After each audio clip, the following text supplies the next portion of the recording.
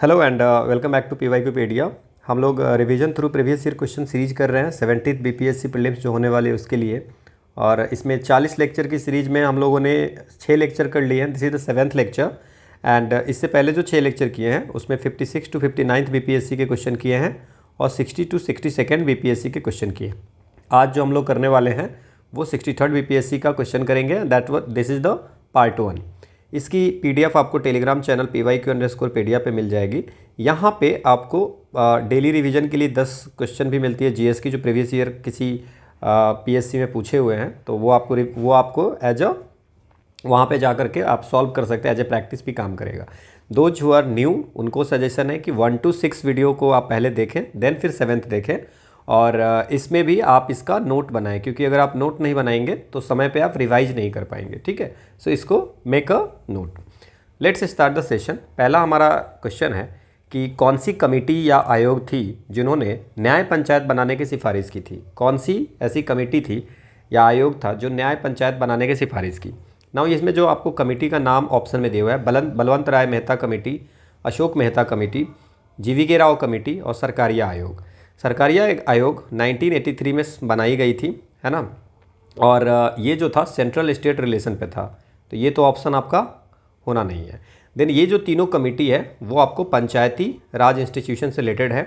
इसमें अगर अशोक मेहता की सबसे पहले इसकी बात करें तो 1957 में, ये 77-78 में आपको ये कमेटी बनी थी। और अशोक मेहता कमेटी की जो रिकमेंडेशन थी 2 टियर सिस्टम के बारे में थी। इन्होंने 3 टियर सिस्टम दिया था, जो भी है हमारा विलेज लेवल पे, ब्लॉक लेवल पे एंड डिस्ट्रिक्ट लेवल पे। तो अब ये 2 टियर सिस्टम जो इनकी थी, और इन्होंने न्याय पंचायत बनाने की भी बात की थी, है ना। न्याय पंचायत बनाने की, जस्टिस पंचायत बनाने की बात की थी कि अगर जो विलेज लेवल पे जो डिस्प्यूट्स होती है छोटी मोटी, उसको रिजोल्यूशन करने के लिए न्याय पंचायत होनी चाहिए। तो आंसर ये होगी। वैसे इससे पहले आपको एक 1962-63 में एक कमेटी बनाई गई थी न्याय पंचायत पे, और उस कमेटी को चेयर कर रहे थे GR राजागोपाल। GR राजागोपाल एक न्याय पंचायत जो है सो उस पर एक कमेटी बनी थी, पहली कमेटी इंडिपेंडेंट इंडिया में, उसको चेयर कर रहे थे GR राजगोपाल। इन्होंने कहा था कि विलेज में लोगों को इतनी फ्रीडम होनी चाहिए कि वो एक मेंबर को एज अ न्याय पंचायत बनाया जाए और न्याय पंचायत के मेंबर को वो लोग चूज करें। ठीक है ना। तो ये आप एक अलग सी इन्फॉर्मेशन याद रख सकते हैं कि अशोक मेहता कमेटी और इसका। इसके अलावा ओके, सो GVK राव का आपने 1985 में, ये आपको GVK राव थी। और भी कुछ कमेटी है जो हम लोग देख सकते हैं, जैसे मान लीजिए कि GVK राव कमेटी ये हो गई। पंचायती राज में और भी कमेटी है, जैसे कि LM सिंघवी कमेटी है। आपसे पूछा जाएगा किससे रिलेटेड है, ये 1986 में आई थी। उसके बाद ठंगन कमेटी भी है, ठंगन कमेटी है PK ठंगन, ये भी 1989 में आया था। ठीक है ना, तो ये सब याद रखेंगे, है ना। और बाकी आपको बेटी कृष्णामचारी कमेटी 1960 में, बलवंत राय सबसे पहली है, बलवंत राय मेहता कमेटी है, देन फिर बेटी कृष्णामचारी आते हैं, फिर आपको Ashok Mehta committee, GVK Rao, LM Singhvi, Thungon committee. तो ये सब 1989 तक हो गया, जब तक कि हमारा 73rd और 74th कॉन्स्टिट्यूशनल अमेंडमेंट नहीं आती है। ठीक है, होप आपको इसमें बहुत सारी चीज़ें समझ में आ गई होगी। एक्सप्लेनेशन में सारी चीज़ें दी हुई है। अगला हमारा क्वेश्चन है कि निम्नलिखित में से कौन सा कार्य स्थानीय स्वशासन के अधिकार क्षेत्र में नहीं आता है। विच one of the following functions is not the concern of the local self government के अंदर में नहीं आता है। Public health, sanitation, public utility service, maintenance of public order.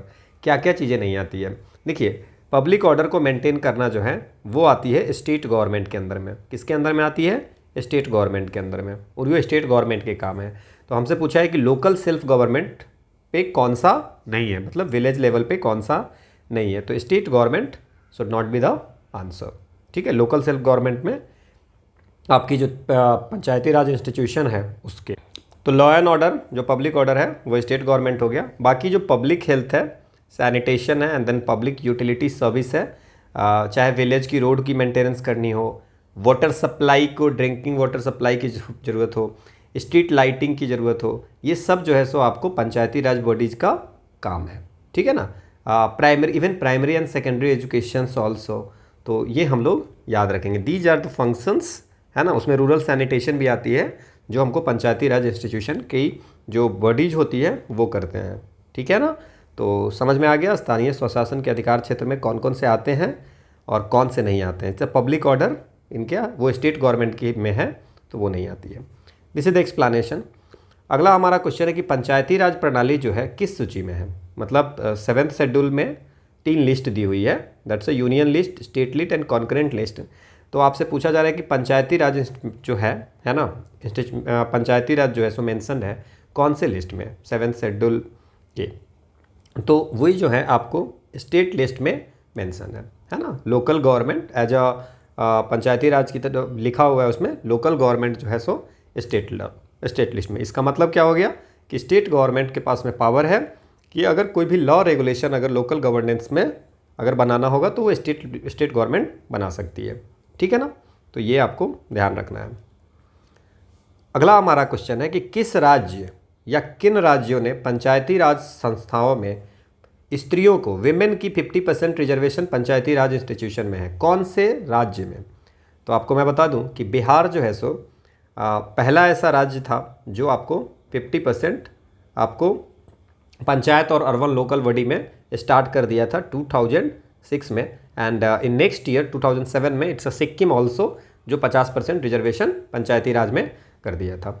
इसके बाद बहुत सारे ऐसे राज्य हैं, जैसे आपको महाराष्ट्र भी है, आपको मध्य प्रदेश भी है, हिमाचल प्रदेश भी है, उत्तराखंड भी है, उड़ीसा है, त्रिपुरा है, केरला है, तो छत्तीसगढ़ है, राजस्थान है। ये सब जगह धीरे धीरे आपको स्टार्ट। तो हमें जो याद रखना है, सबसे पहला कौन सा था? बिहार। कब किया था? 2006 में। इसके बाद उत्तराखंड, मध्य प्रदेश, हिमाचल प्रदेश, इन सब ने कर दिया। सो आंसर शुड बी डी।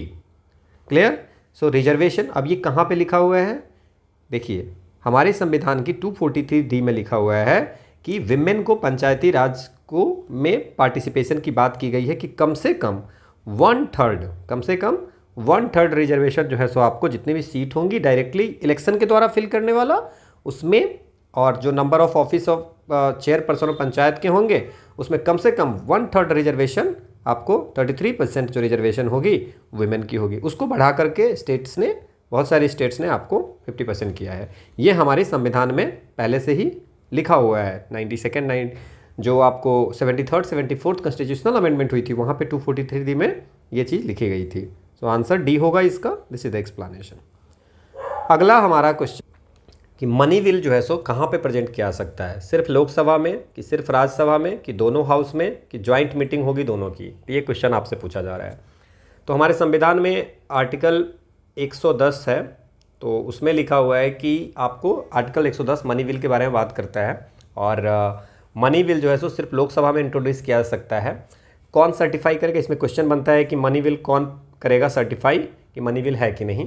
तो वो करेगा कौन? Speaker. So speaker is the final authority to certify that the money bill is money bill ये है कि नहीं। जो भी बिल दिया जाएगा वो बिल मनी बिल है कि नहीं, ये सर्टिफाई जो करते हैं हमारे वो स्पीकर जी करते हैं। और मनी बिल प्रायर आपको प्रेसिडेंट को परमिशन ले करके देन फिर मनी बिल को इंट्रोड्यूस किया जाता है। तो इतनी चीज़ें याद रखेंगे। हालांकि ये आपको जुडिशियल रिव्यू में जा सकता है, जैसे आधार वाली गई थी जुडिशियल रिव्यू में, ठीक है।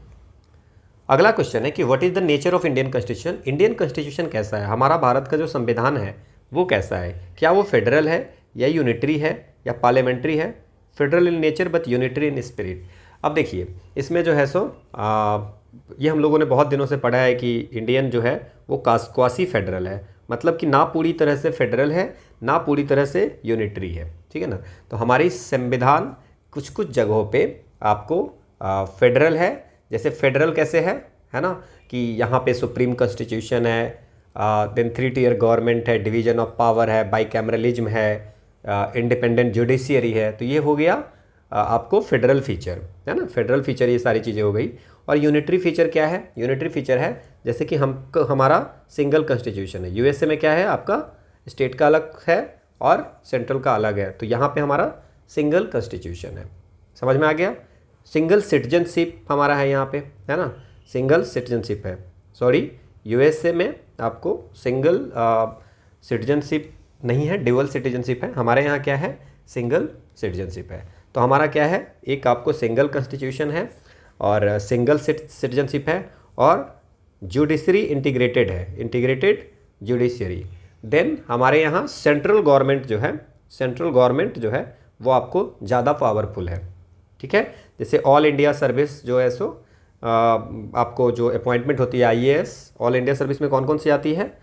IAS, IPS and IFS. It's not foreign, it's a forest service. ठीक है ना, तो ये ध्यान रखना है हम लोग को। सो हमारा जो है फेडरल है in nature but unitary in spirit, because central government का थोड़ा सा स्ट्रांग, सेंट्रल गवर्नमेंट जो है सो स्ट्रांग है।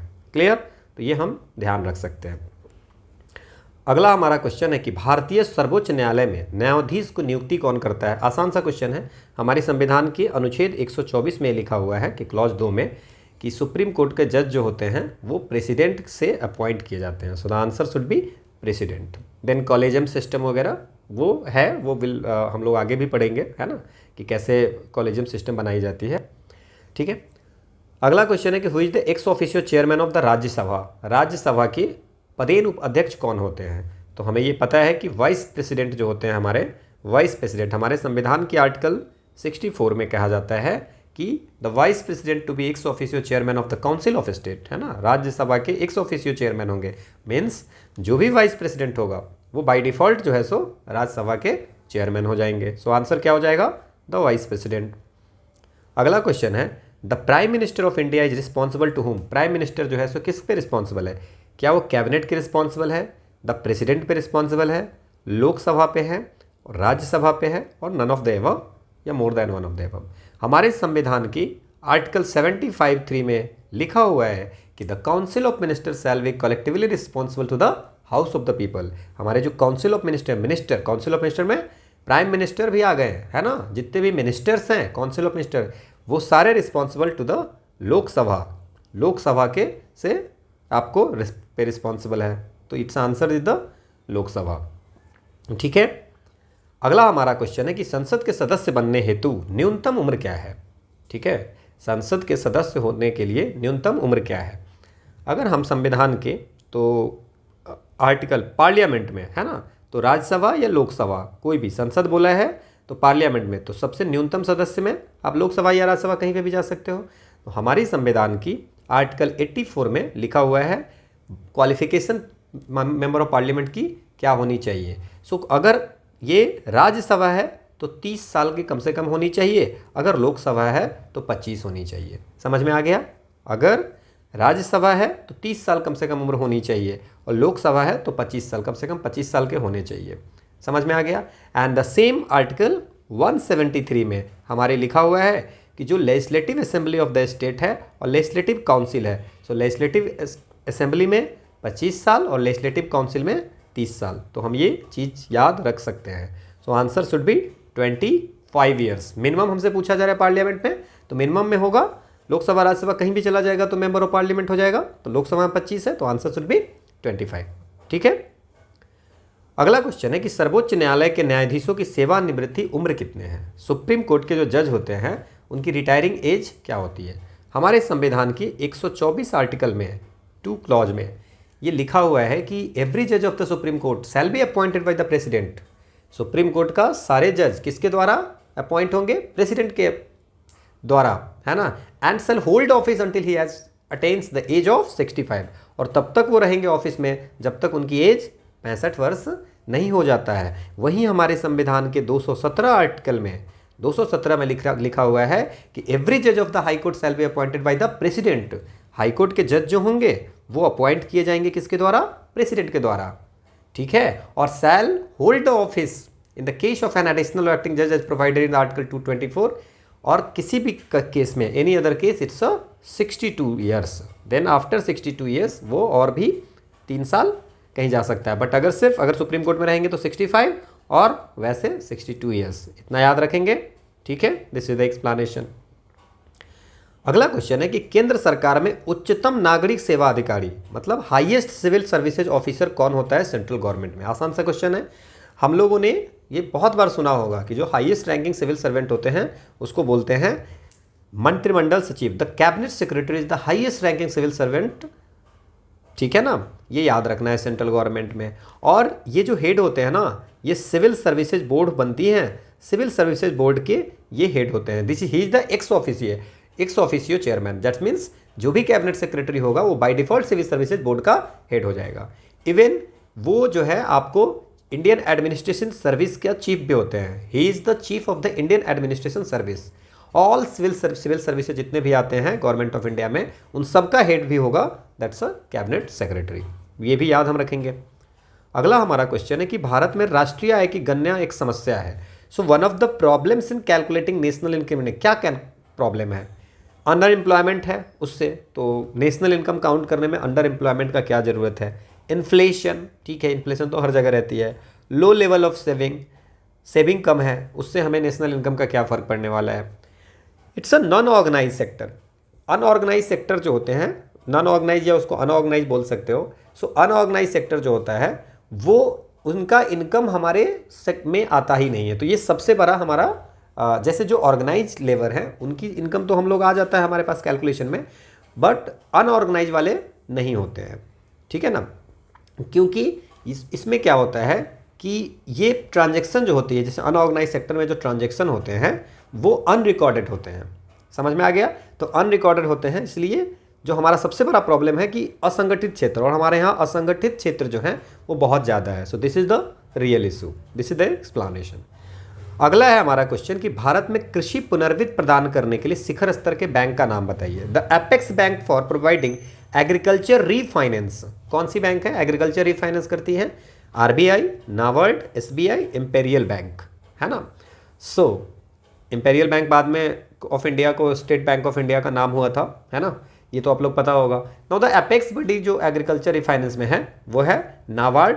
कब बना था? 1982 में। What is the full form of NABARD? National bank for agriculture and rural development. इनकी फंक्शन ही ऐसी है कि शॉर्ट टर्म रीफाइनेंस करते हैं, ठीक है ना, समझ में आ गया।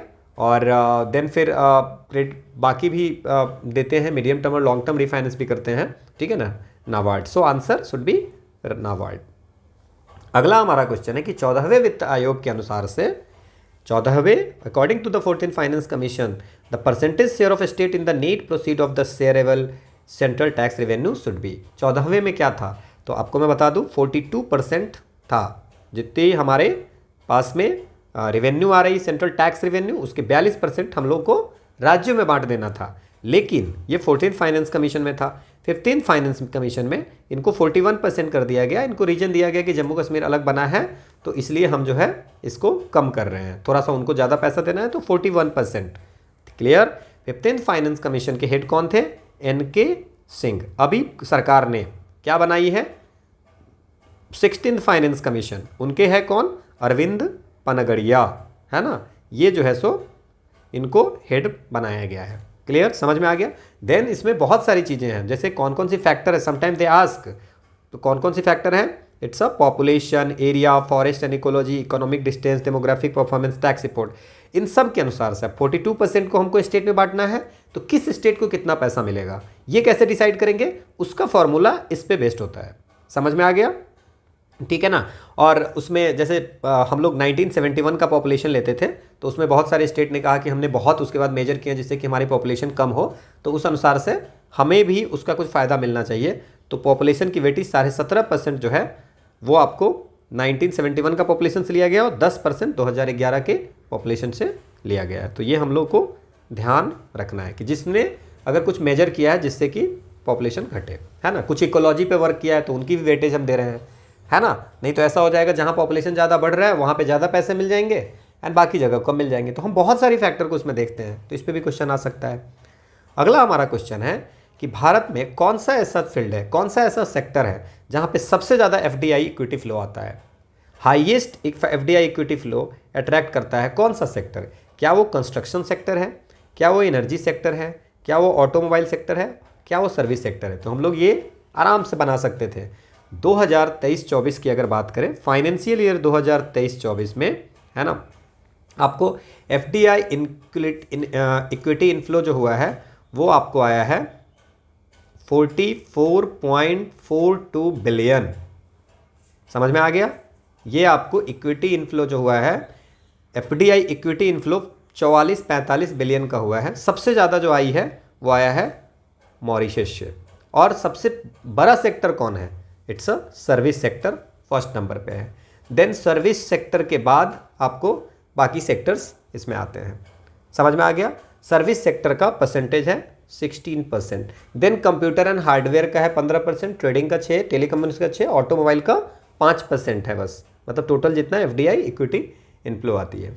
और सबसे ज़्यादा कौन सा स्टेट को मिलता है 2023-24 की बात करें अगर, तो सबसे ज़्यादा जो अगर आपको एफडीआई मिली है वो मिली है महाराष्ट्र को। टोटल एफडीआई का 30% महाराष्ट्र को मिला है, देन कर्नाटका को मिला है, फिर गुजरात दिल्ली को मिला है।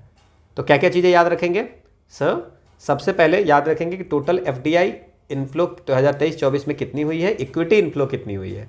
टोटल एफडीआई हुई है $70.95 बिलियन, एफडीआई इक्विटी इनफ्लो हुआ है 44.42 बिलियन। सबसे बड़ी कंट्री जो है जो आपको एफडीआई इक्विटी फ्लो में इंडिया में ये किया है 2023-24 में, वो है मॉरिशस। टॉप 5 सेक्टर में सबसे बड़ा सेक्टर जो है सर्विस सेक्टर। टॉप 5 स्टेट में कौन सा है? इट्स महाराष्ट्र। बाकी मैंने डिटेल इसमें दे दी है, आप देख लेना। अगला हमारा क्वेश्चन है कि who amongst the following is the present governor of RBI. RBI का गवर्नर पहला अभी कौन है ना? इसमें ना हमें पहला याद रखना है कि फर्स्ट गवर्नर कौन थे, तो ये याद रखेंगे ऑसबॉर्न, ये याद होगा आप लोग को, स्मिथ सबसे पहला फर्स्ट आरबीआई गवर्नर। करेंट की अगर बात करें तो ये आपको हैं शशिकांत दास, शक्तिकांत दास, ये 2018 से अभी तक यही है, ठीक है ना। इससे पहले कौन थे? उर्जित पटेल। उससे पहले कौन थे? रघुराम राजन। देन उससे पहले सुब्बा राव जी थे, फिर विमल जलान उससे पहले थे। क्लियर?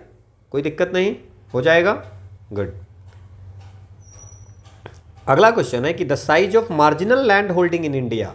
कभी पूछ सकता है कि स्मॉल लैंड होल्डिंग वाले कितने हैं, कभी पूछ सकता है मार्जिनल लैंड होल्डिंग वाले।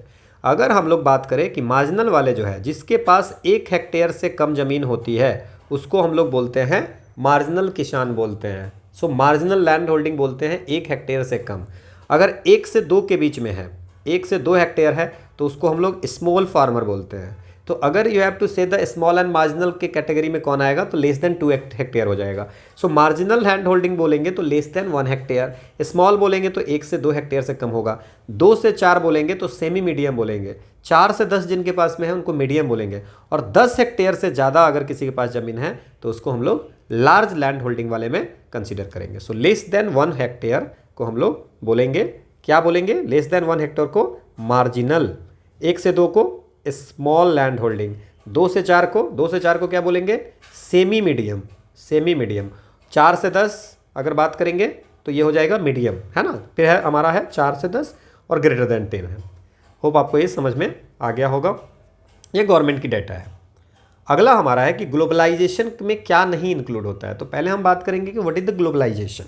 ग्लोबलाइजेशन से क्या हुआ है? वैश्वीकरण, है ना। ग्लोबलाइजेशन वैश्वीकरण से क्या हुआ है कि कनेक्टिविटी बढ़ी है ना, इंटरकनेक्टनेस बढ़ी है, और कंट्रियों के बीच में ना इंटर डिपेंडेंस ज़्यादा बढ़ी है। जो उनकी कल्चर में सब लोग एक दूसरे जगह जा रहे हैं, गुड्स एंड सर्विस का एक्सचेंज हो रहा है, इन्फॉर्मेशन का एक्सचेंज हो रहा है, आइडियाज़ का एक्सचेंज हो रहा है, लोगों का एक्सचेंज हो रहा है। तो ये सारी चीज़ें हुई है ना। इससे क्या हुए, कौन सी चीज़ें नहीं हुई है ग्लोबलाइजेशन से? Globalisation does not include the reduction in import duty, abolition of import licensing, free flow of FDI. तो ग्लोबलाइजेशन से ये चीज़ तो हुई है, ठीक है ना।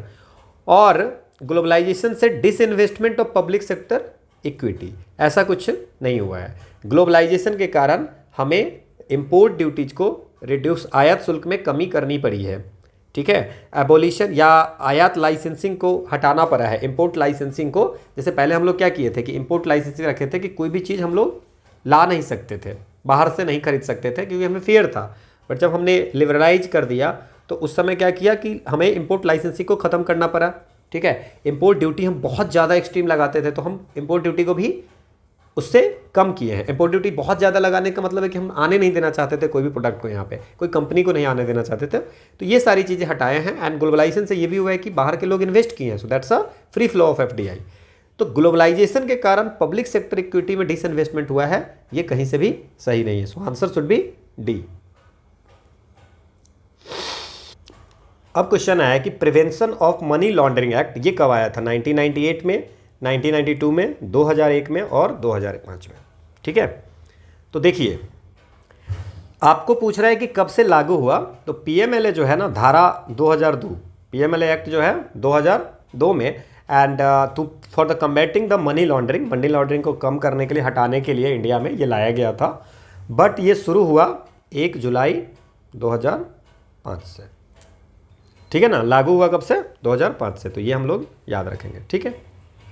अगला हमारा क्वेश्चन है कि ट्रिम्स क्या है। तो देखिए 2 चीज़ें हम लोगों ने पढ़ा होगा, one is the trips and one is the TRIMS.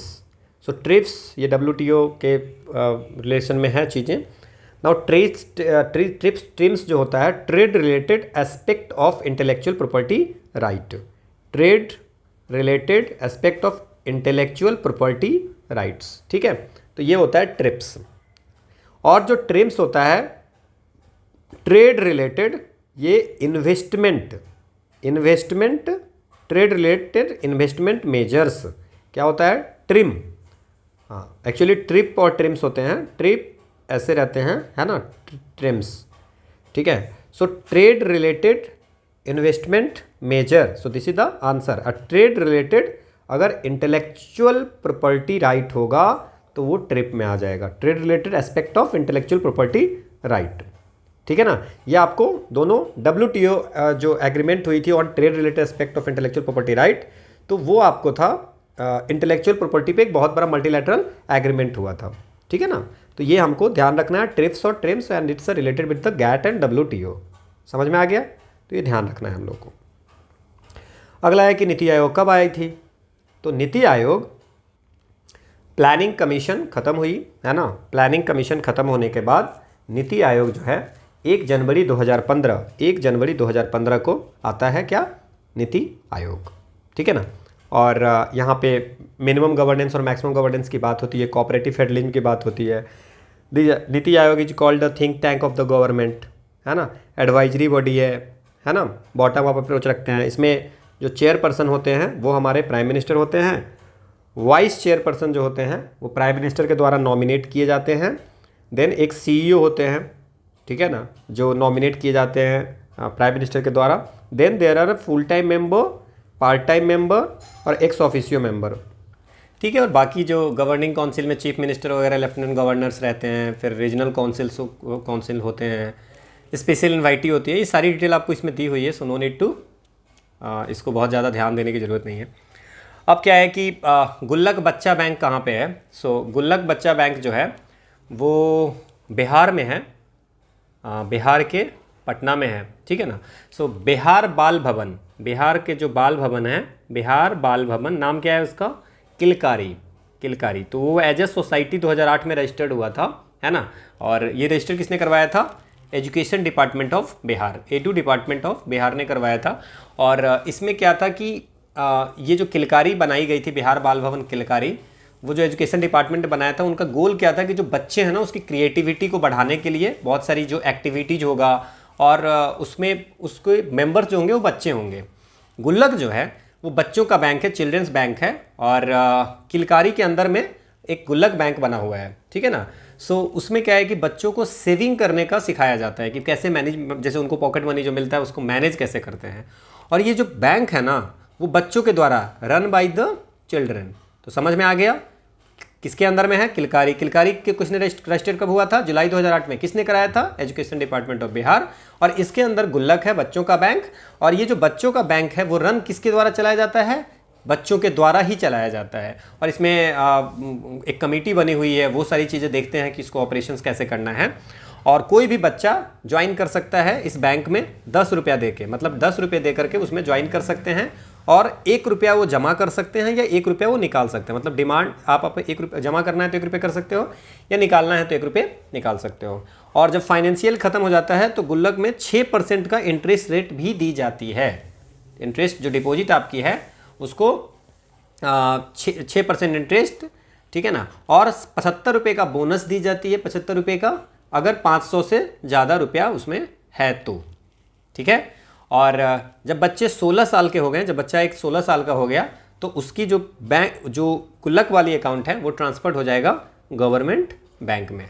इनको बेस्ट एक, और गुल्लक क्या करता है, गुल्लक में बेस्ट अकाउंट होल्डर भी एवरी 3 महीने पर एक अवार्ड मिलता है, बेस्ट अकाउंट होल्डर, ठीक है ना। सो बेस्ट अकाउंट होल्डर जो होते हैं उनको गुल्लक अवार्ड भी देती है। क्या क्या याद रखेंगे भाई? पहला याद रखेंगे बिहार बाल भवन में किलकारी है, उसके अंदर गुल्लक है। किलकारी एज ए सोसाइटी रजिस्टर्ड की गई है एजुकेशन डिपार्टमेंट ऑफ बिहार के द्वारा। और इसमें क्या है कि और इसमें 10 रुपया दे के कोई भी बच्चा आपको ये बच्चों के द्वारा चलाई जाती है। 10 रुपया दे करके आप मेंबर बन सकते हैं, 1 रुपया आप डाल सकते हैं, 1 रुपया निकाल सकते हैं। अगर 500 रुपये से ज़्यादा है आपको तो 75 रुपये का बोनस मिलेगा, 6% का इंटरेस्ट भी है ना। तो ये सारी चीज़ें और गुल्लक जब आप 16 साल के हो जाएंगे तो ये आपको क्या होता है कि इसकी जो अकाउंट है वो ट्रांसफ़र हो जाती है to the regular bank account की तरह गवर्नमेंट में। समझ में आ गया? ठीक है, ध्यान रखना। This is the explanation. अगला हमारा क्वेश्चन है कि भारत सरकार ने अखिल भारतीय थोक कीमत है ना all India wholesale price index को चेंज किया है 2004-05 से कब किया है? ठीक है ना। तो होलसेल प्राइस इंडेक्स की जो बेस ईयर है अभी 2011-12 है। देन आपको और भी कुछ याद रखिए, जो CPI consumer price index industrial worker का है उसकी बेस ईयर क्या है। और फिर याद रखिए CPI agriculture rural agriculture labour की वर्क क्या है, CPI रूरल लेबर की क्या है, और CPI ऑल की क्या है, ऑल इंडिया, ठीक है ना, अर्बन रूरल सबका क्या है। देन WPI का क्या है। इतनी चीज़ें हमको याद रखनी है। नाउ अगर हम बात करें कि CPI एग्रीकल्चर लेबर और रूरल लेबर की बात करेंगे अगर, तो ये है 1986-87 इसकी बेस ईयर है, रट लो। देन इंडस्ट्रियल वर्कर की जो है 2001 है, और WPI का जो है ये आपको बेस ईयर 2011-12 है, और इसका बाकी का ऑल इंडिया का 2012 है। समझ में आ गया? ये 2001 से जो इंडस्ट्रियल वर्कर का है 2016 हो गया, तो इतनी चीज़ें हम लोगों को याद रखनी है। ठीक है, ये 2016 हो गया है। अगला हमारा क्वेश्चन है कि भारतीय जनगणना 2011 के अनुसार पुरुषों एवं स्त्रियों के दोनों में प्रतिशत साक्षरता किस राज्य में सबसे कम है? 2011 सेंसस में जो इंडिया का लिटरेसी रेट था वो 74.04% था। उसमें मेल का 82.14% था और फीमेल का 65.46% था। इतना याद रखेंगे। केरला टॉप में था, केरला में 94% लिटरेसी था। देन फिर लक्षद्वीप और मिजोरम था। बिहार की लिटरेसी रेट 61.80 था, और बिहार जो है सो लास्ट आई थी कंट्री में। उससे पहले जो है सो अरुणाचल प्रदेश एंड उससे पहले राजस्थान था। 2011 सेंसस में बिहार की 61.8 था, जिसमें मेल का 71.2 था और फीमेल का 51.50 था। सो तो लोएस्ट जो है फीमेल लिटरेसी और मेल में है वो आपको बिहार में आ गया। बिहार के बारे में और भी अगर आप 2011 सेंसस में जानेंगे तो जो हाईएस्ट लिटरेसी रेट है, हाईएस्ट लिटरेसी रेट कौन सी डिस्ट्रिक्ट में है? तो ये है रोहतास। लोएस्ट लिटरेसी रेट किस में है? तो ये है आपको Purnia. You can remember the data also, 73.37% and 51.08%। इसके बाद आपसे पूछेगा कि मेल लिटरेसी रेट बिहार में कौन सी डिस्ट्रिक्ट में सबसे ज़्यादा है? तो इट्स ऑल्सो रोहतास। और अगर आपसे पूछेगा कि लोएस्ट मेल लिटरेसी कौन सी है, lowest male, highest male literacy rate, lowest male literacy rate, again this is the Purnia. Female में अगर बात करेंगे तो इसमें तो याद रखना ज़्यादा जरूरी नहीं है। मेल वाले में जो रोहतास एंड पूर्णिया ही है हाईएस्ट एंड लोएस्ट। फीमेल में हाईएस्ट जो है ना फीमेल लिटरेसी रेट वो आपको कौन सा जगह है? रोहतास में 62.97 है। लेकिन यहाँ पे एक ट्विस्ट है कि लोएस्ट जो है फीमेल लिटरेसी रेट है वो है सहरसा। क्या है? सहरसा। तो बस इतना याद रख लेंगे थोड़ा सा फीमेल में, तो बाकी चीज़ें सेम ही है। This is the explanation. अगला है कि the average size of land holding in Bihar in comparison with the other state. मतलब लैंड होल्डिंग की साइज जो है और स्टेटों की तुलना में बिहार का कौन सा स्थान है? तो अगर आप ये देख रहे हैं 2015-16 में जो एग्रीकल्चर सेंसस हुआ था उसके अनुसार अगर हम स्टेट का देखते हैं तो बिहार का कितना आपको दिख रहा है? 0.39 हेक्टेयर एवरेज लैंड होल्डिंग है। दमन दीव का 0.35 है, इससे कम। 0.81 गोवा का है, आप इसमें देख लीजिए। 0.26 लक्षद्वीप का है। केरला का 0 स्टेट का है। तो स्टेट की अगर बात करें तो बिहार का सेकेंड लोएस्ट है। समझ में आ गया? स्टेट की बात करें तो कितना हो जाएगा? बिहार का सेकेंड लोएस्ट है। तो क्वेश्चन पूछा है Bihar in comparison with the other state क्या है? Second lowest. सबसे कम है किसका? केरला। ठीक है ना। टोटल जितनी भी लैंड है, जितनी पॉपुलेशन है, उससे हम लोग ये निकालते हैं। अगला क्वेश्चन है कि भारत के किस राज्य की वर्तमान मूल्य पर नवीनतम प्रति व्यक्ति आय सबसे कम कौन से देश की है? सबसे प्रति व्यक्ति आय सबसे कम किसका है? अगेन जितना वहाँ की GSDP है एंड जितनी हमारी पॉपुलेशन उसको डिवाइड करके हम देख लेते हैं कि करंट प्राइस पे सबसे कम किसकी है। तो इट्स ऑल्सो बिहार। ये भी जो है आपका वो बिहार है। समझ में आ गया? अब बिहार में इसमें कैसे कर लेंगे? तो सबसे कम इसमें जो है सो अगर 2020-21 और 21-22 की बात करें तो 21-22 में 2021-22 में बिहार की जो थी वो आपको अराउंड 49,470 था, ठीक है ना, करंट प्राइस पे। अभी भी 55, 57, 6,000 तक है। तो सबसे कम जो है सो बिहार की। ये पूरी डेटा मैंने दिया है, you can check that data. इसके बाद जो अगला हमारा क्वेश्चन है वो ये क्वेश्चन है कि the latest annual per capita consumption, electricity की कंजम्पशन बिहार में कितनी है। लेटेस्ट पर कैपिटा मतलब टोटल जितने भी इलेक्ट्रिसिटी बिहार में खर्च हो रहा है और टोटल पॉपुलेशन है ना, पर कैपिटा कितना है। सो बिहार में आपको अगर 2014-15 में अगर बात करें तो 3500 मेगावाट की हम लोगों को पावर मिलती थी, रहती थी। अभी आपको 2020-21 की अगर बात करें तो 6000 हो गया है। सो लेटेस्ट जो annual per capita consumption electricity का है, हम बस याद ये रखेंगे कि 2020-21 में इट्स 350 किलोवाट आवर आपको जो है so power per capita consumption है। 350 kilowatt hour, 350 kilowatt hour per capita consumption है, ठीक है ना। और सबसे ज़्यादा कहाँ पे है, गुजरात में 2388, ठीक है ना। अगर हम 19-20 की बात करें तो ये आपको 20-21 का डाटा है कि 350 किलोवाट आवर, ठीक है ना। ये आपको डाटा याद रखना है। ये आपको जो क्वेश्चन है वो ओल्ड है ना, तो हम रिसेंट वाली डाटा याद रखेंगे। The average yield of cotton in highest in India, किस स्टेट में सबसे ज़्यादा यील्ड ज़्यादा है कॉटन की, ठीक है ना। So average yield of cotton जो है सबसे ज़्यादा जो है वो है आंध्र प्रदेश में, ठीक है ना। अगर 2022-23 की डाटा देखें तो टॉप प्रोड्यूसिंग जो स्टेट है उसमें आता है Gujarat, then Maharashtra, then Telangana, then Rajasthan, then Karnataka, तो ये आता है, ठीक है ना। और यील्ड का मतलब क्या हो गया कि ज़्यादा कहाँ पे उपजता है, कम जगह पे, है ना। तो ये ध्यान रखना है हमें कॉटन का। तो Andhra Pradesh would be the answer. और India largest cotton producer in the world है, उसके बाद चाइना, यूएसए, ब्राज़ील, है ना। तो ये आंध्र प्रदेश और इंडिया जो है सो largest cotton producer in the world. And if you want to see the country तो आप देख सकते हो, बट कम जगह पे ज़्यादा की अगर बात करें तो आंध्र प्रदेश जो है सो ये these are the cotton producing states, जिसमें सबसे ज़्यादा कॉटन होता है गुजरात में, बट यील्ड सबसे ज़्यादा हाई किस में है, वो है आंध्र प्रदेश में। सबसे ज़्यादा कम जमीन पे ज़्यादा कहाँ हो रहा है। द रोड लेंथ पर लाख पॉपुलेशन, 1 लाख पॉपुलेशन में तो इसको हम देखेंगे नहीं, हम सिर्फ ये याद रखेंगे कि रोड डेंसिटी में बिहार का स्थान जो है 3rd है। So Bihar rank 3rd in the country in terms of the road density, है ना। तो ये एक चीज़ याद रखेंगे। देन आफ्टर द उससे पहले केरला एंड वेस्ट बंगाल है, केरला, वेस्ट बंगाल, ठीक है ना, के बाद जो है सो बिहार आता है। सबसे ज़्यादा केरला में है, ठीक है। एंड देन रोड डेंसिटी पर 1000 किलोमीटर, 1000 स्क्वायर किलोमीटर एरिया में बिहार में 386 किलोमीटर की रोड है। और 1000 स्क्वायर किलोमीटर एरिया में आपको केरला में 6617 और उसके बाद बंगाल में 3708 किलोमीटर की रोड है। 1000 स्क्वायर किलोमीटर में इतनी है। तो बिहार जो है सो 3rd है।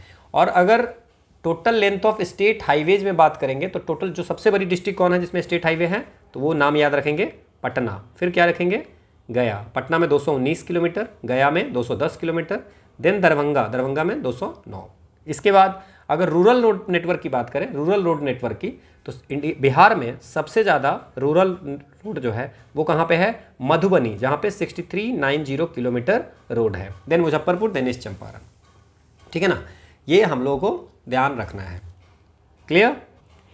1 लाख पॉपुलेशन पे 160 किलोमीटर रोड, है ना। ये आपको सारे डिस्ट्रिक्ट में जमुई जो है सो टॉप पोजीशन पे आते हैं, ठीक है ना। तो ये सब इकोनॉमिक सर्वे 2020-21 की डाटा है एंड ये हमने लिया है, तो एक करेंट है, ये आप अपना देख लेना इसको।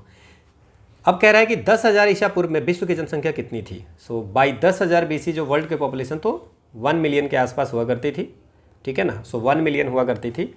और जो पॉपुलेशन जो है सो 1900 ईस्वी से लेकर के 2000 ईस्वी तक पॉपुलेशन जो है सो क्वाड्रपल्ड हो गई है, ठीक है ना। 1 मिलियन से आपको 1800 ईस्वी तक 1 बिलियन हो गया था। और ऐसा है, माना यूनाइटेड नेशन ने कहा है कि वर्ल्ड पॉपुलेशन जो है सो 8 बिलियन हो गया है। 8 बिलियन आपको 2022 के नवंबर में 8 बिलियन हो गया है। तो ये हम लोग ध्यान रखेंगे। 10,000 BC के समय में पॉपुलेशन जो है सो 1 मिलियन के अराउंड 1 मिलियन हुआ करता था। 2000 ईयर्स उसके बाद 2000 ईयर के बाद ये हो गया 5 मिलियन, ठीक है ना। और 1800 ईस्वी तक 1800 तक 1 बिलियन हो गया। और फिर आपको 1900 से 2000 के बीच में ये क्वाड्रपल्ड हो गया। तो ये डाटा हमने दिया हुआ है, आप इसको देख लेना। अगला हमारा है कि कोकोज प्लेट किनके मध्य पाई जाती है। सो आपको पता है कि कोकोज प्लेट, कोकोज नाज का जो प्लेट्स हैं हमारे, मेजर प्लेट और tectonic, these are the tectonic plate. तो ये मेजर प्लेट्स होते हैं एंड माइनर प्लेट्स होते हैं। तो Cocos plate comes under the minor plate, है ना। तो ये किसके किसके बीच में है? Central America and Pacific plate. तो दो प्लेट के बीच में है, one is the Caribbean plate है, one is the Pacific plate है, and one is the Central America plate हम कह सकते हैं। सॉरी, कैरेबियन नहीं, Central America, North American plate जो है, so we can say that कि नॉर्थ अमेरिकन प्लेट और इसके बीच में है, ठीक है ना। दो बिग प्लेट के बीच में अगर बात करें तो वो आंसर होगा central America and Pacific plate के बीच में। You can see the Cocos plate, it's a Pacific plate and it is the North American plate, we can say that central America plate. Then ये Nazca plate है, ये आप याद रखेंगे Pacific and South American plate के बीच में है, साउथ अमेरिकन प्लेट के बीच में है, ठीक है ना। और कोकोज किसके किसके बीच में है? आपको पैसिफिक प्लेट, और ये हम लोग सेंट्रल अमेरिका इस पोर्शन को बोलते हैं, ठीक है ना। ठीक है, so Central America, North America and South America बोलते हैं, ठीक है ना। So we can say that कि Cocos plate in between the Pacific plate and the Central America plate. Clear, ठीक है ना। नाजका प्लेट पूछेगा तो पैसिफिक प्लेट और साउथ अमेरिकन प्लेट के बीच में है, ठीक है ना। देन आपको कैरेबियन प्लेट अगर पूछेगा तो हम किसके किसके बीच में? South American and central American के बीच में। तो ये कुछ कुछ चीज़ें हम याद रख सकते हैं। देन फिलिपिनो प्लेट जो है यूरेशियन प्लेट एंड इसके बीच में है, आपको पैसिफिक प्लेट के बीच में। सो इसको हम एक बार देख लेंगे, तो इस पर क्वेश्चन आएगा तो हम लोग कर लेंगे। कहा जाता है कि संयुक्त राज्य अमेरिका का रस्ट बाउल किसमें, कौन से जगह है? जो एक रीजन है उसमें रस्ट बाउल रीजन कौन सा है? So rust bowl of the USA is associated with which one of the following? किस रीजन को हम रस्ट बाउल बोलते हैं? रस्ट बेल्ट जो है ना, उसको हम लोग स्टील बेल्ट भी बोलते थे, मतलब वहाँ पे स्टील प्रोडक्शन बहुत ज़्यादा होती थी, ठीक है ना। तो ये जो आपको रस्ट बेल्ट जो है वो आपको कौन सी प्रोविजन है? क्या ग्रेट लेक रीजन है, क्या अल्बामा रीजन है, या कैलिफोर्निया रीजन है, या पिट्सबर्ग रीजन है? तो ये ना आपको अगर मैं इसमें दिखाऊं तो इनमें से बहुत सारे रीजन्स हैं इसमें जो आ जाते हैं। तो आप अगर देखेंगे इसमें कि this is the rust belt ये है, तो आप इसमें देख सकते हो ये वाली जो रस्ट बेल्ट है कि आपको इसमें भी है ग्रेट लेक रीजन जो है ना, ग्रेट लेक रीजन जो है उसमें भी उसका भी कुछ पार्ट है। देन सम पिट्सबर्ग का भी पार्ट है। तो ये आप एक बार इसको देख सकते हो, है ना। देन वेस्टर्न पार्ट भी है, एक बस सिर्फ एक लोकेशन पे नहीं है। तो ये इसमें आपको आंसर जो होगा वो सारे के सारे और भी more than one of the above हो जाएगा, ठीक है ना। तो ये आप ध्यान रखना। अगला हमारा क्वेश्चन है कि निम्नलिखित में से कौन सा उपागम प्रोफेसर अमर्त्य सेन, है ना, विच one of the following approaches is associated with the professor Amartya Sen का कौन सा अप्रोच था? बेसिक नीड अप्रोच था, कैपेबिलिटी अप्रोच था, इनकम अप्रोच था, वेलफेयर अप्रोच। एनसीईआरटी की किताब अगर आप जाकर देखोगे तो ये दीज अप्रोचेज आर जो हैं ये आपको ह्यूमन डेवलपमेंट का अप्रोच है। किसका है? ह्यूमन डेवलपमेंट का। नाउ इसमें there are income approach, there are welfare approach, there are basic need approach and capability approach. तो हमारे जो अमर्त्य सेन थे वो आपको दिए थे कैपेबिलिटी अप्रोच। क्या दिए थे? कैपेबिलिटी अप्रोच, है ना। ये अमर्त्य सेन से है, ठीक है ना। तो इन्होंने क्या कहा था वो आप देख सकते हैं कि इन्होंने कहा था कि ये सारी ह्यूमन डेवलपमेंट पे हैं, ठीक है ना। तो सबसे ज़्यादा पुराना कौन सा है? This is the income approach, oldest one है, ठीक है ना। तो इन्होंने कहा था कि ह्यूमन डेवलपमेंट जो डिपेंड करता है वो इनकम पे डिपेंड करता है, पूरा इनकम पे लिंक करता है, ठीक है ना।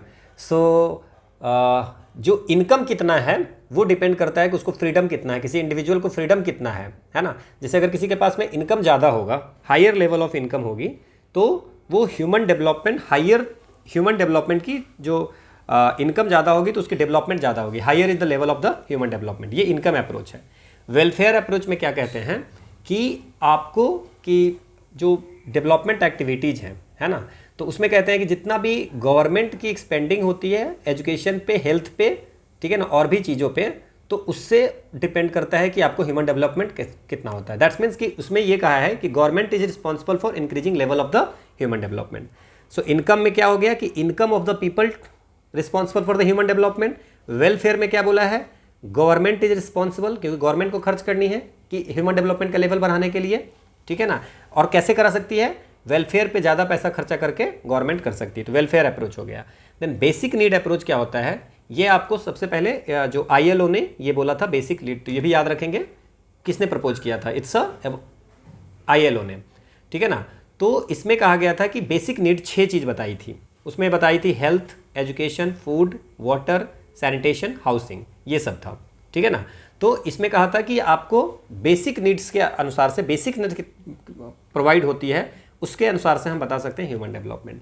एंड लास्ट जो कैपेबिलिटी अप्रोच है, वो अप्रोच जो है सो प्रभात अमर्त्य सेन ने दिया है। उन्होंने कहा था कि ह्यूमन डेवलपमेंट करने के लिए, इन ह्यूमन डेवलपमेंट को इंक्रीज करने के लिए आपको क्या करना पड़ेगा, हेल्थ, एजुकेशन, है ना, और इन सब में आपको ह्यूमन को कैपेबिलिटीज को बढ़ाना पड़ेगा। You have to increase the human capability in the area of the health. Health में हम इंप्रूव करेंगे, एजुकेशन में करेंगे और रिसोर्स के एक्सेस में करेंगे। अगर ये करेंगे तो human development overall by default हो जाएगा। So this is the thing, और ये NCERT की कटिंग मैंने लगा दी है, so you can see the answer.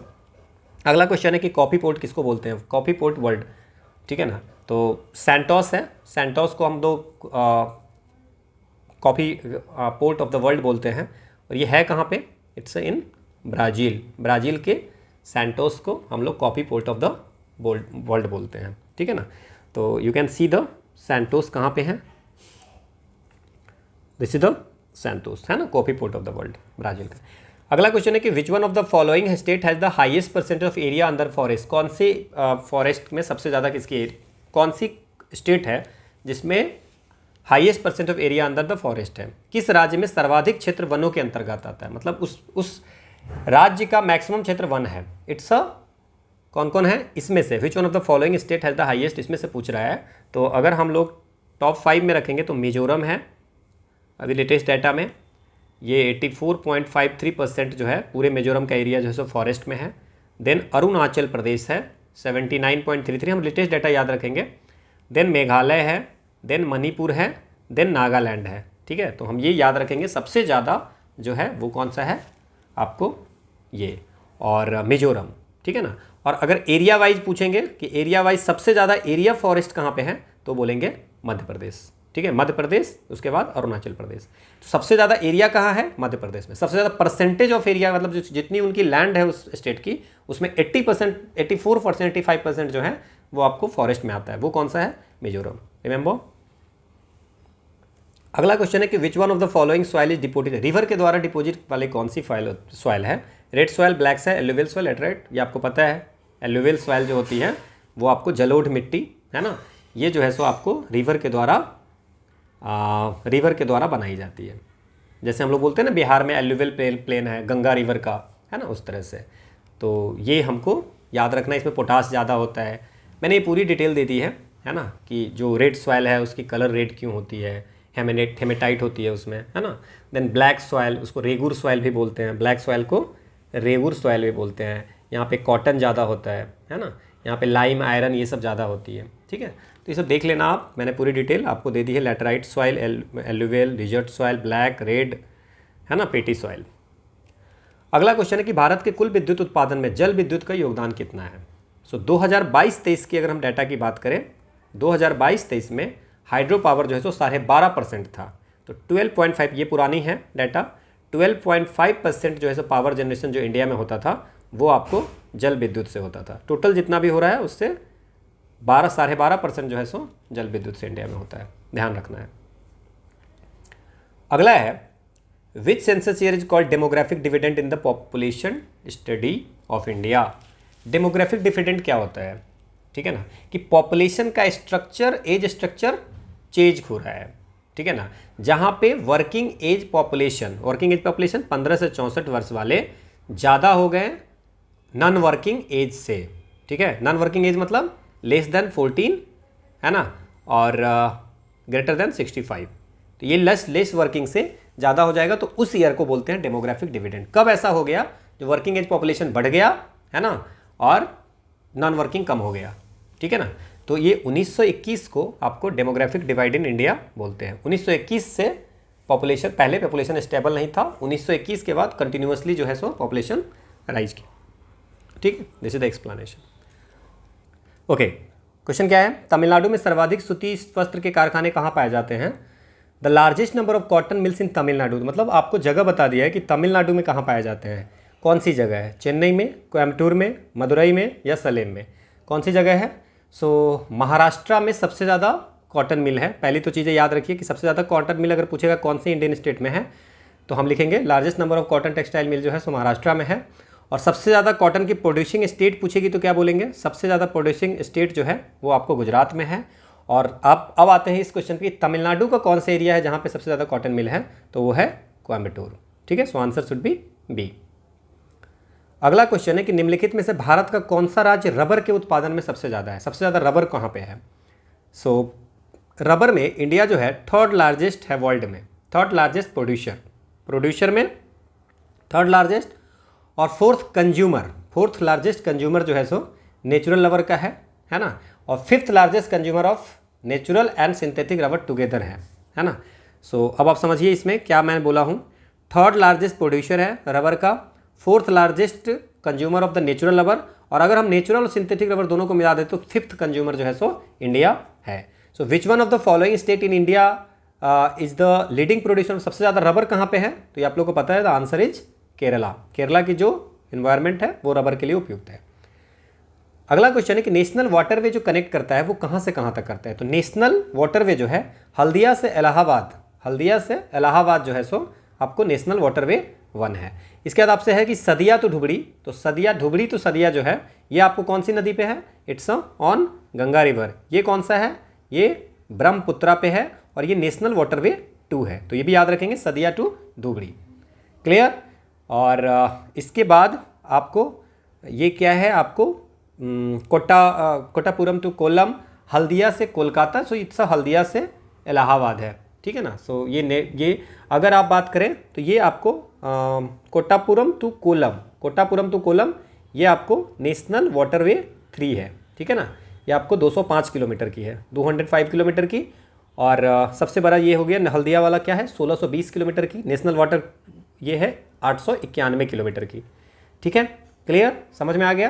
तो इतना चीज़ें हम लोग याद रखेंगे। ठीक है, तो ये नेशनल वाटरवे 1, 2, 3 सब में मैंने बता दिया। अगला है कि खेतरी बेल्ट जो है तो किस चीज़ के लिए फेमस है, खेतरी बेल्ट है कहाँ पे, राजस्थान में, और खेतरी जो है वो आपको इंडस वैली सिविलाइजेशन के समय में से कॉपर माइनिंग के लिए फेमस है। तो ये भी हम लोग को याद होगा। अगला हमारा क्वेश्चन है कि which one of the following river join the Ganga at Fatuha, Ganga को फतुहा में कौन सा रिवर ज्वाइन करता है, तो ये है हमारा पुनपुन रिवर जो होगा वो आपको गंगा को ज्वाइन करता है फतुहा में, है ना, around 25 kilometres down stream of Patna. तो ये आपको आंसर हो जाएगा पुनपुन। अगर हम बिहार की नदियाँ देखें, जैसे कोशी है, कभी कभी पूछता है कि साउथ वाली नदी कौन कौन से है, पुनपुन, है ना, तो ये पुनपुन आपको यहाँ मिलता है।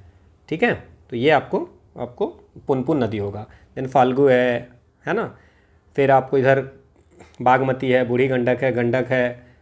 ठीक है ना, तो ये हम नदियाँ हैं, हम जो अभी याद रखेंगे वो वही सिर्फ क्वेश्चन याद रखेंगे।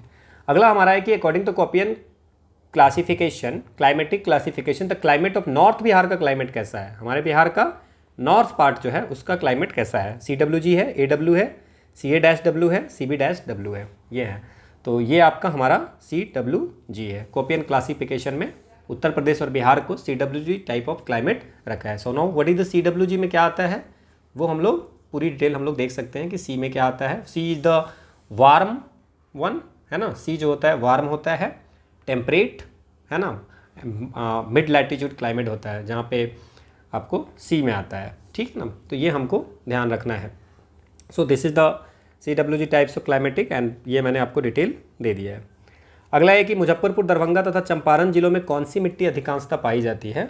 सो दिस इज द, इसमें नदियां हैं तो इसमें आपको न्यूअर एलुवियम ही होती है, newer alluvium should be the answer. Bihar की नॉर्दर्न में पार्ट में जो आपकी मिट्टी है वो न्यूअर एलुवियम ही है ना।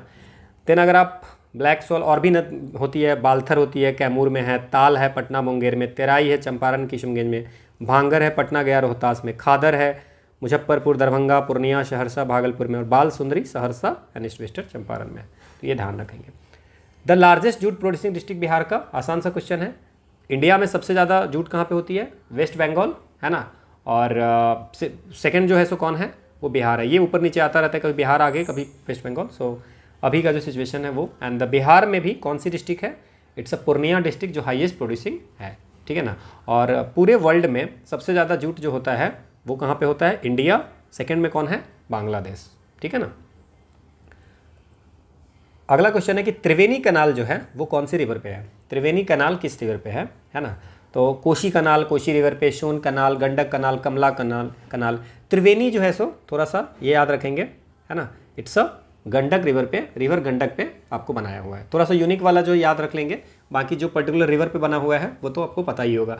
जैसे कोसी रिवर पे कोशी कनाल हो गया, सप्तकोशी नेपाल और इंडिया का बीच जो बन रहा है, देन सोन, ठीक है ना, सोन कनाल हो गया सोन रिवर पे।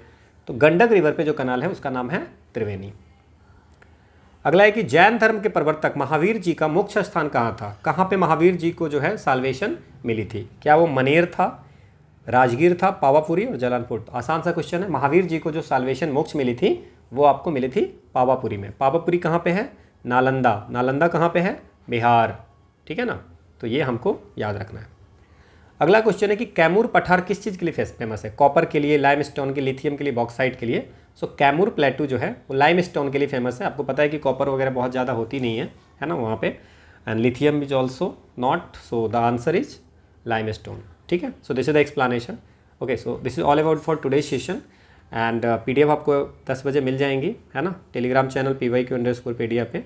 और उसके बाद वहाँ पे डेली रिवीजन के लिए भी क्वेश्चन है, ठीक है ना। So this is the quote of the day, that don't comparison, just do it. Don't complain, just do it. Complain नहीं करना है, ये नहीं है वो नहीं है, आपको वर्क करना है। So thank you all for watching. मिलते हैं अगले दिन 8 बजे। So thank you.